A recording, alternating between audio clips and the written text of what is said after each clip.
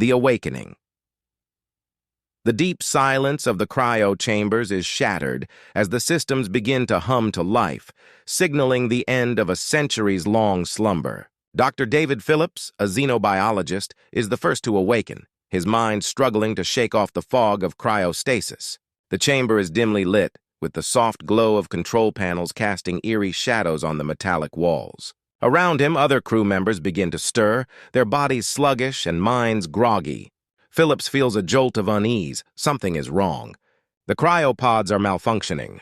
He stumbles toward the control panel where Ramos, the ship's lead engineer, is already frantically working to stabilize the systems. The engineer's hands move with practiced precision, but his face is a mask of grim determination. Phillips can see the tension in Ramos's eyes, the subtle twitch of his jaw as he fights to prevent a catastrophe. The ship, named Endurance, had been on a mission of exploration, carrying the last remnants of humanity to a distant star system. But now, as the ship descends toward an unknown planet, the crew must grapple with the reality that their mission has gone terribly wrong.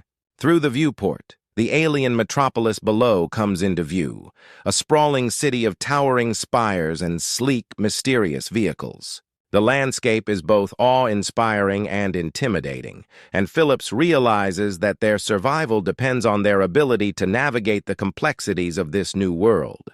The ship lands on the outskirts of the city, and as the humans disembark, they are greeted by a delegation of tall, regal figures, the Selly.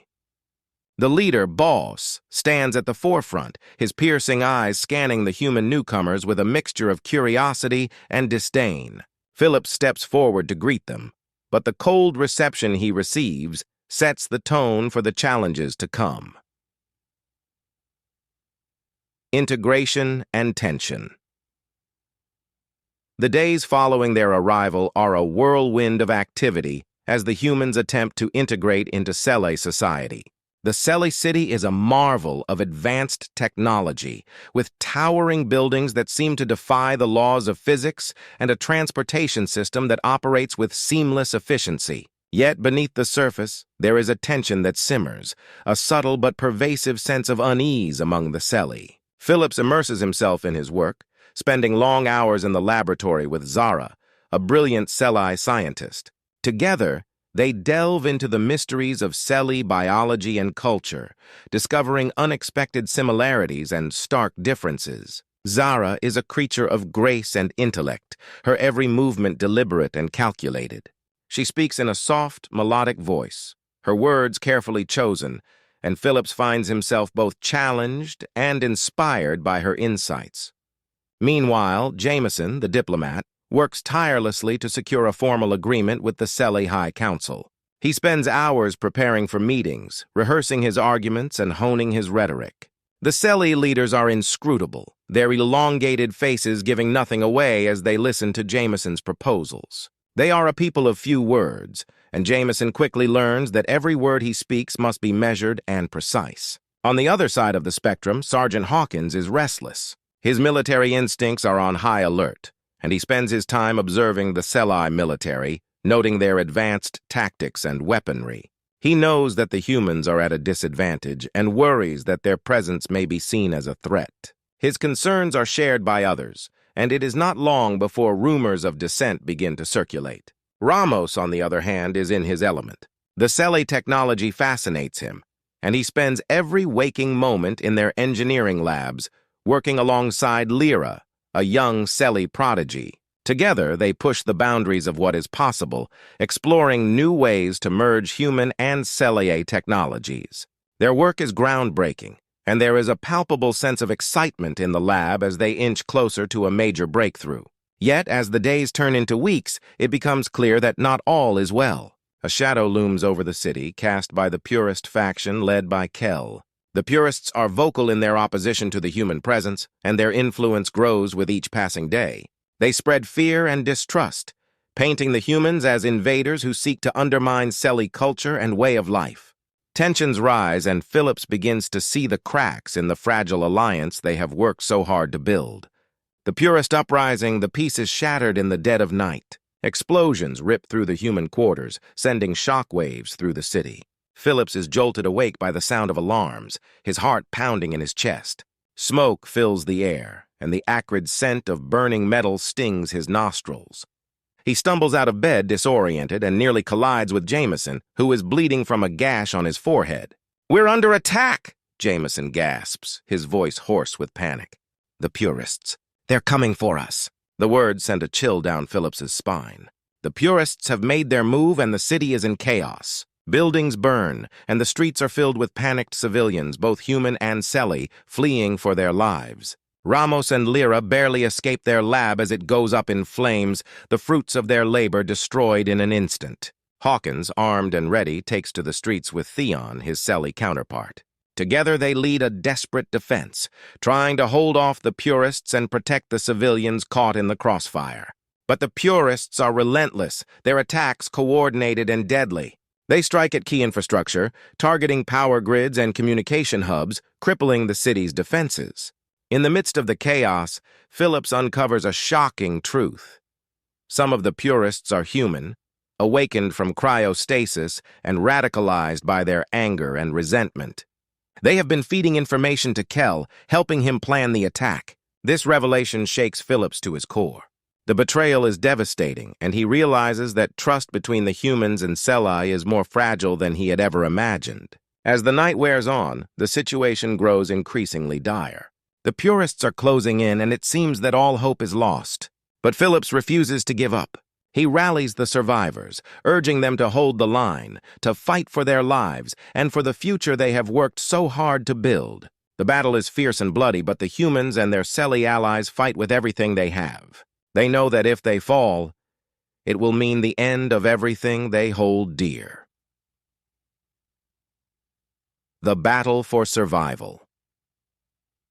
The city is a war zone, with fires burning unchecked and the sounds of battle echoing through the streets. Jameson's voice crackles over the comms as he desperately tries to coordinate with the Selly High Council, urging them to unite against the common threat. But Zorn, one of the more influential council members, refuses to listen. He blames the humans for the conflict, accusing them of bringing war to their peaceful world.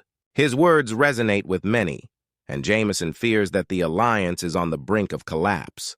Meanwhile, Phillips and Zara work tirelessly in the lab, trying to develop a way to neutralize the Purists' weapons.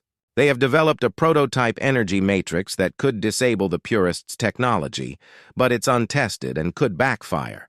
Time is running out, and the pressure is immense. As the Purists close in on the city's central power station, Hawkins and Theon prepare for a final stand. They know that if the Purists take the station, it will be the end.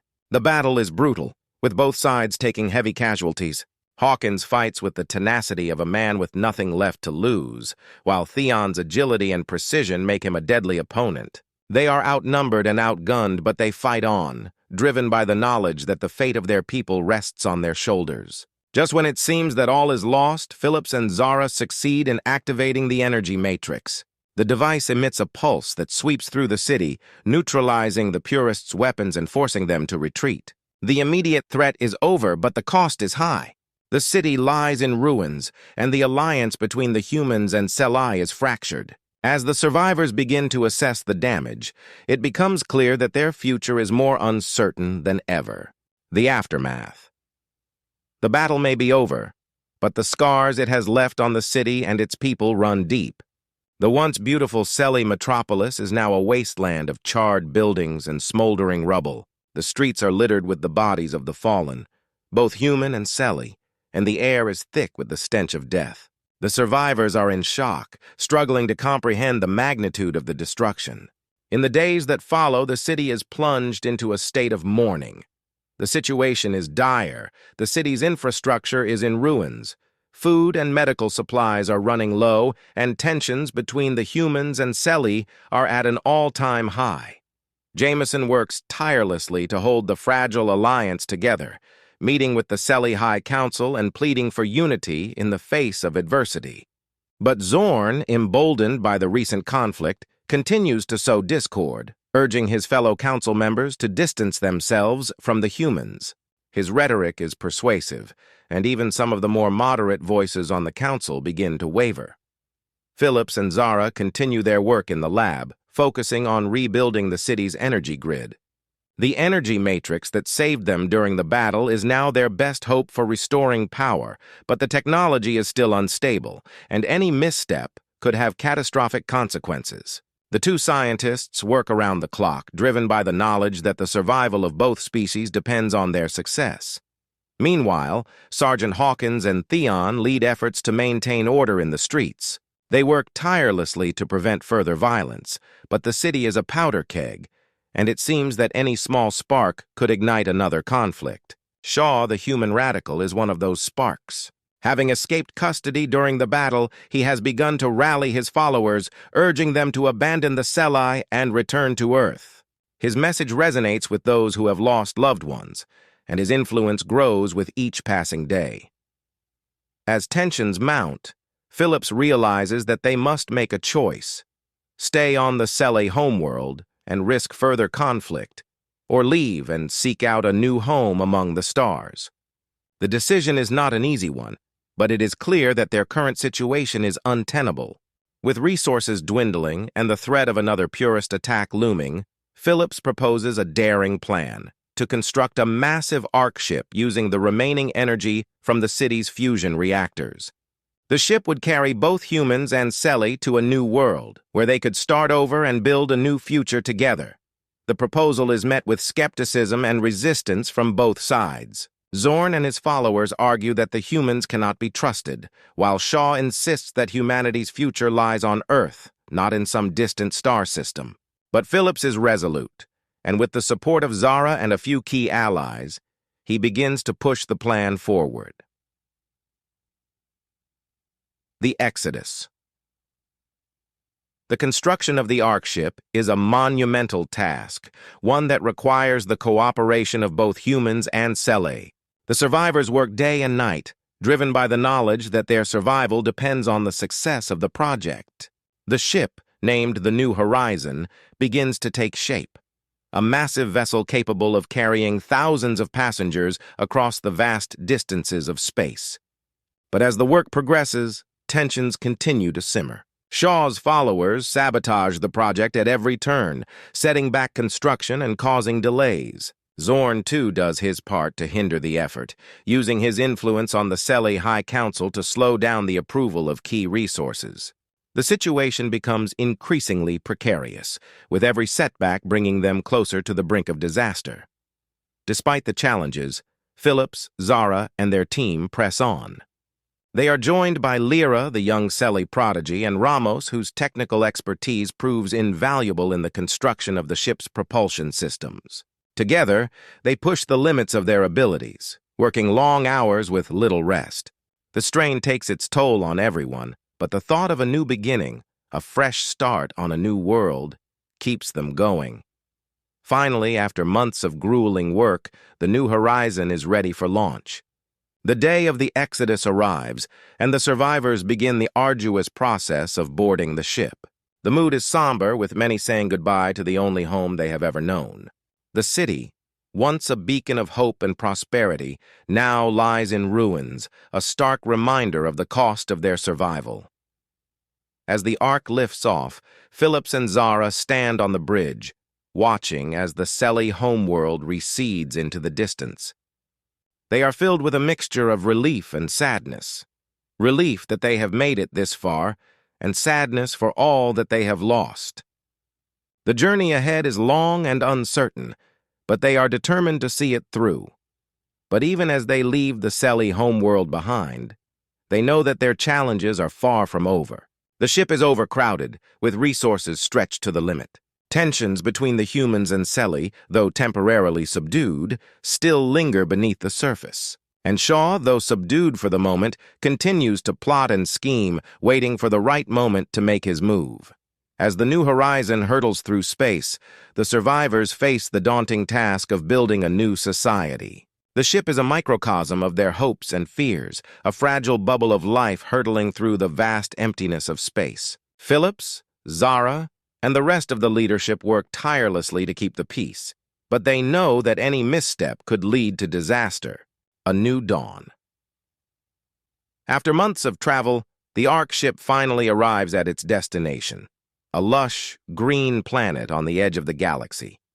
The sight of the new world fills the survivors with hope and anticipation. This is their chance to start over, to build a new civilization free from the mistakes of the past. The landing process is tense but successful, and the survivors begin the process of establishing a settlement.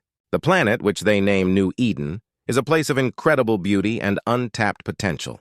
The air is fresh, the soil fertile, and the landscape teeming with life. It is everything they had hoped for and more. But the challenges of building a new society soon become apparent.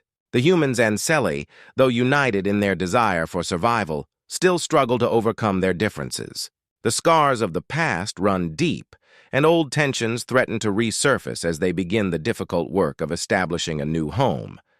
Phillips and Zara take the lead in the effort, working closely with both human and Selly leaders to ensure that the new society is built on a foundation of cooperation and mutual respect. They face numerous obstacles, from resource shortages to cultural clashes, but they are determined to succeed. Shaw, however, has other plans. Having bided his time during the journey, he begins to rally his followers once again, preaching a message of human superiority and the need to dominate the new world. His rhetoric resonates with some, and before long he has amassed a sizable force of loyalists. The situation comes to a head when Shaw and his followers attempt to seize control of the settlement, leading to a confrontation with Phillips, Zara, and their allies. The battle is fierce, with both sides suffering heavy losses, but in the end, Shaw's rebellion is quashed, and he is captured. With the immediate threat removed, the survivors focus on the future. The settlement begins to grow, with new structures rising from the ground and the first crops being harvested. The humans and Selai, though still wary of each other, begin to form bonds of friendship and trust. Phillips and Zara stand together on a hill overlooking the settlement, watching as the first rays of dawn break over the horizon. They are filled with a sense of accomplishment and hope. The road ahead will not be easy, but they are ready to face it together.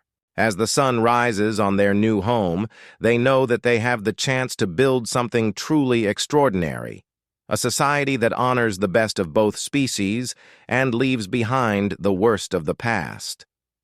As they watch the sun climb higher into the sky, they are joined by the other leaders of the settlement, including Jameson, Ramos, Lyra, and Theon. Together they stand united, a symbol of the new society they are building. The future is uncertain, but they are determined to face it together. And so, with the dawn of a new day, the survivors of the Endurance begin the next chapter of their journey. They have faced unimaginable challenges, but they have also discovered new strengths and formed unbreakable bonds. As they move forward into the unknown, they carry with them the lessons of the past and the hope for a brighter future. Challenges of New Eden. The settlement on New Eden begins to flourish. Small homes and communal buildings rise from the fertile soil, and the first crops begin to take root. The humans and Selai work side by side, their combined knowledge and skills creating a sustainable environment that promises a brighter future. But as with any new beginning, the challenges they face are as daunting as the opportunities that lie ahead. Phillips and Zara, now regarded as the leaders of this fledgling society, spend their days coordinating efforts to ensure the settlement's survival. They organize teams to explore the surrounding areas, gather resources, and establish a system of governance that can manage the growing population. The lessons they learned from the fall of the Selly homeworld weigh heavily on them. They are determined not to repeat the mistakes of the past. One of the first major hurdles they encounter is the issue of food security.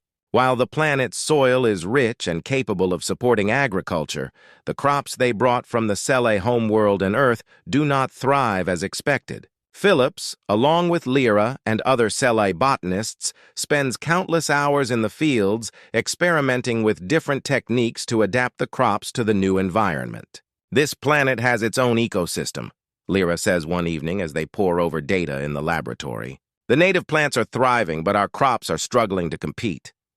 Phillips nods, his brow furrowed in thought. We need to find a way to hybridize our crops with the native flora. If we can combine the resilience of the native plants with the nutritional value of our crops, we might be able to create something that can sustain us. Their work eventually pays off. After weeks of trial and error, they successfully develop a new strain of crop that takes root in New Eden's soil.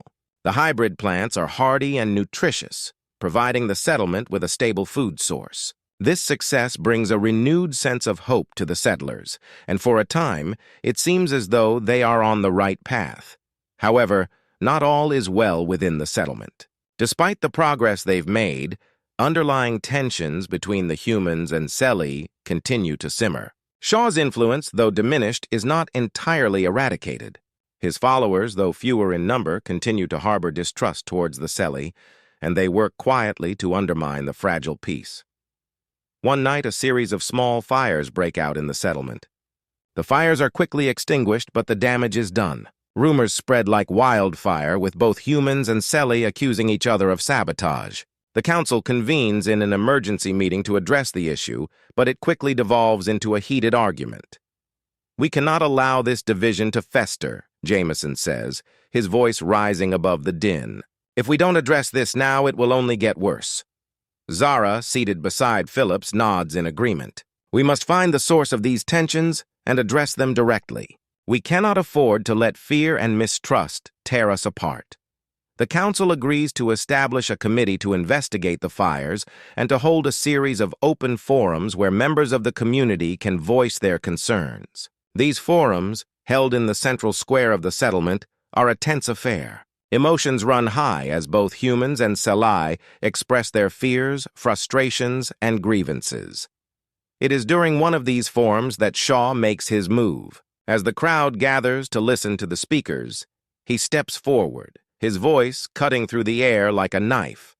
"Why should we trust them?" he demands, pointing an accusatory finger at the Selai gathered on the stage. "They've already shown us that they care more about their own people than they do about us. We barely escaped with our lives from their world. Why should we think things will be any different here?" The crowd murmurs in agreement, and Phillips can feel the atmosphere growing more hostile by the second. He steps forward, raising his hands to quiet the crowd. "Shaw, we have been over this," Phillips says, his voice firm but calm. "The Selai have worked alongside us every step of the way. Without their help, we wouldn't have survived the journey here, let alone established this settlement." Shaw sneers. "So you say, but how do we know they're not planning to turn on us when it's convenient? How do we know they won't just take over and leave us to fend for ourselves?" Before Phillips can respond, Lyra steps forward. She speaks with a quiet, determined voice, addressing both the humans and her fellow Selly. "We came here to build a new future together," she says. "We have all lost so much, our homes, our families, our way of life. But if we allow fear to divide us, we will lose everything we have left. We must trust each other, or we will not survive." Her words, spoken with sincerity and conviction, resonate with many in the crowd. Slowly, the tension begins to ease and the crowd disperses. But Phillips knows that this is only a temporary reprieve. Shaw is not one to give up easily, and the threat of further unrest remains. The looming threat. As the settlement continues to grow, so too does the need for expansion. The settlers begin to explore beyond the immediate area surrounding the settlement, seeking out new resources and land to cultivate. These expeditions are not without risk. New Eden is a wild and untamed world, and the settlers encounter strange and often dangerous creatures in the forests and mountains that surround them. One such expedition, led by Ramos and Theon, stumbles upon an ancient ruin deep in the heart of the jungle. The structure, clearly of alien origin, is covered in vines and moss, but its architecture suggests a level of technological sophistication far beyond anything the settlers have seen before. "This is incredible," Ramos whispers as they carefully explore the ruin. "I've never seen anything like it." Theon nods, his eyes scanning the walls of the structure. "We should report this to the council. There could be valuable technology here, something that could help us survive." But as they delve deeper into the ruin, they begin to feel an overwhelming sense of dread. The walls seem to close in around them, and strange symbols etched into the stone glow with an eerie, otherworldly light. The air grows heavy, and a low, pulsating hum fills their ears. "We need to leave," Theon says, his voice tight with tension. "Now." Ramos agrees, and they quickly make their way back to the surface. But the discovery of the ruin haunts them, and they know they cannot keep it a secret. When they return to the settlement, they report their findings to the council. Phillips, Zara, and the other leaders listen intently as Ramos and Theon describe the ruin. The implications are clear. New Eden may not be as uninhabited as they once believed. "We need to investigate this further," Zara says, her compound eyes reflecting the concern in her voice. "If there is technology there that could help us, we cannot afford to ignore it. But we must proceed with caution." The council agrees to send a larger expedition to the ruin, this time including scientists, engineers, and security personnel. The team sets out the next day, equipped with advanced scanning equipment and weapons, just in case. As they approach the ruin, the sense of unease grows stronger. The symbols on the walls seem to pulse with energy, and the hum that Ramos and Theon heard before is now a deafening roar. The air is thick with tension as they enter the structure, their footsteps echoing ominously in the cavernous halls. Phillips and Zara lead the team, their scanners probing the walls and floors for any signs of energy or life. They find nothing, but the feeling of being watched persists, and the symbols on the walls seem to glow brighter with each passing moment. Suddenly, the ground beneath them begins to shake. The walls tremble, and a deep, guttural voice fills the air, speaking in a language none of them understand. The team panics, and in their haste to retreat, they trigger a hidden mechanism. The symbols on the walls flash red, and a blinding light fills the room. When the light fades, the team finds themselves outside the ruin, disoriented and shaken. The ruin itself is gone, leaving nothing but a scorched patch of earth where it once stood. The team is unharmed, but the experience leaves them deeply unsettled. "What was that?" Ramos asks, his voice trembling. "What did we just witness?" Zara shakes her head, her eyes wide with fear. "I don't know. But whatever it was powerful. We need to be very careful moving forward. The council is divided on how to proceed. Some, like Phillips and Zara, believe that the ruin holds valuable knowledge that could help them survive on New Eden. Others, like Theon and Jameson, argue that the risk is too great, that they should leave well enough alone and focus on building their settlement. But Shaw, ever the opportunist, sees the discovery of the ruin as a chance to further his own agenda. He begins to spread rumors that the Selai are hiding something, that they know more about the ruin than they are letting on. His followers grow bolder, and tensions within the settlement once again begin to rise. As the situation escalates, Phillips and Zara find themselves caught in the middle of a brewing conflict.